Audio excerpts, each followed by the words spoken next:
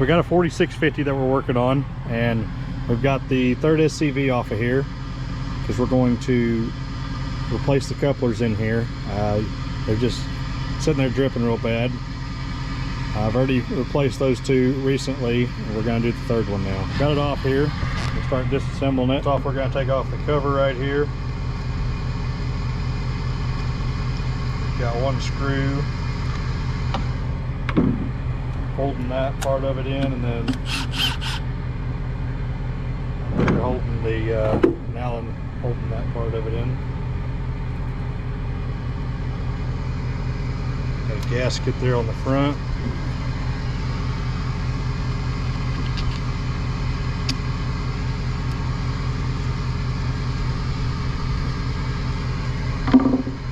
Then we're going to take our JDG 266. This is a coupler compression tool. Compresses the spring so you can get the snap ring out of there. Take our snap ring pliers, pop the snap ring out, release the tool and put it on the other side here. And go ahead and pull the other snap ring off that one.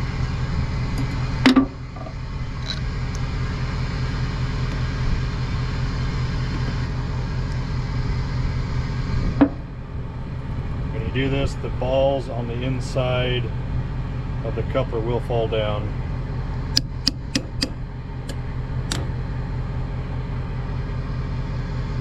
Remember which way this is oriented.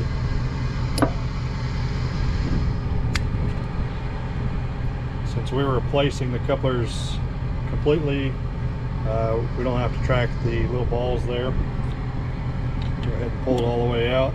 There's the coupler itself. Got a whole row of balls around there. It will fall out.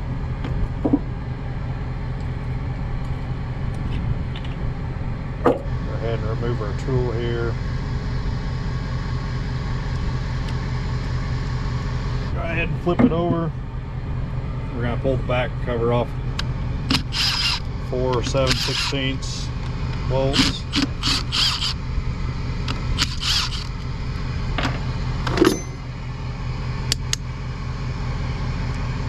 That's your lever cover there. I'm going to go ahead and pop the O-rings here off.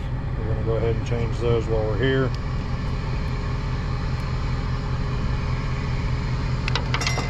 Now we just need to clean up our gasket surfaces.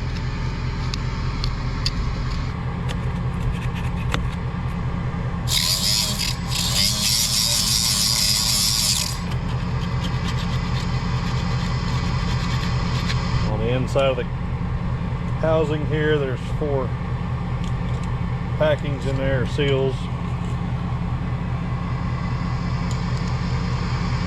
ahead and remove those. And we're going to go ahead and clean everything as best we can.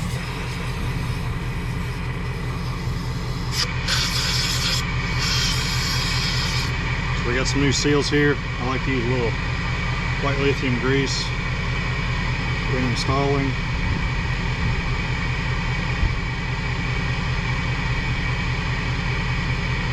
They are cupped. You always want to put the cup towards the pressure.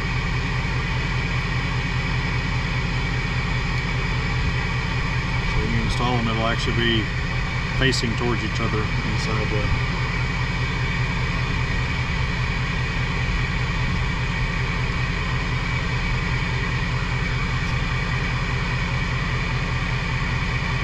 Okay, we've got our new coupler here. It comes with the new balls installed already on them.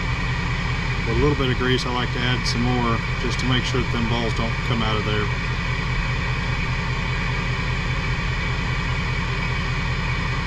I like to lube up the housing so it slides in there without tearing the O-rings. We're then going to take our JDG 527 seal installer. This seal installer helps to make sure that when you slide it in there that it does not fold over the seals on the back one. Front one, they're faced away so you won't fold it over, but the back ones are the opposite, so you got to make sure that it doesn't fold those over. That's the reason you have to take the back cover off so you can pull your tool out the back side there.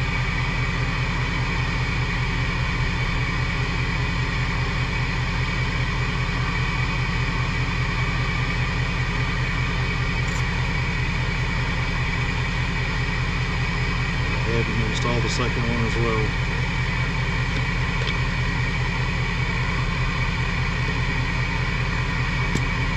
Go ahead and clean up our springs. There's no orientation on those. And we've got the pieces here on the very outside. So you can see it's a cup there and not there. The cup goes towards you. Go ahead and install our presser tool back on there.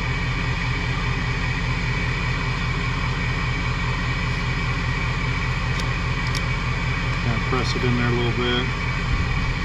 The tool will sit down in the cup there.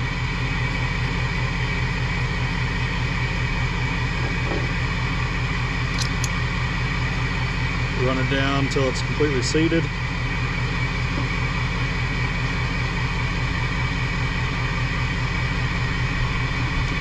Your snap ring.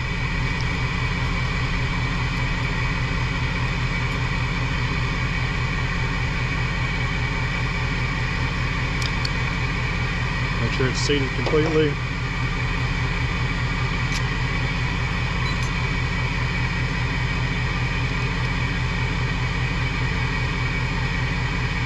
Do the same for this side.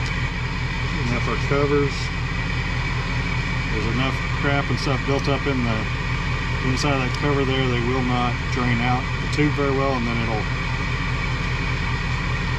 come out where the couplers plug in. Got the little gasket right there. You can set it on there.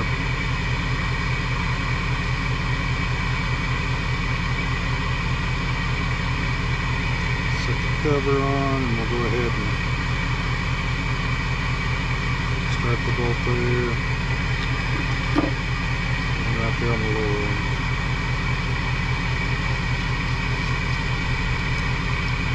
You don't want to tighten that one too much because it will crack out this piece. This piece is already cracked out some, I noticed.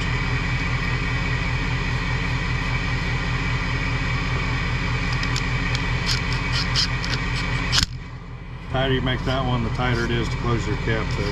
Go ahead and flip it back over. Make sure our gasket surface there is clean. Go ahead and install our gasket, clean up this rear cover. And we'll go ahead and install the cover on the back. 4¼ inch bolts. 7/16 head, tighten them down lightly.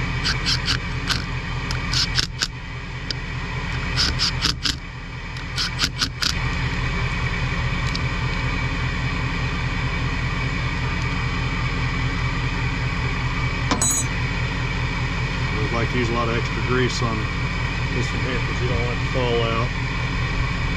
These O-rings while you're mounting it on the tractor.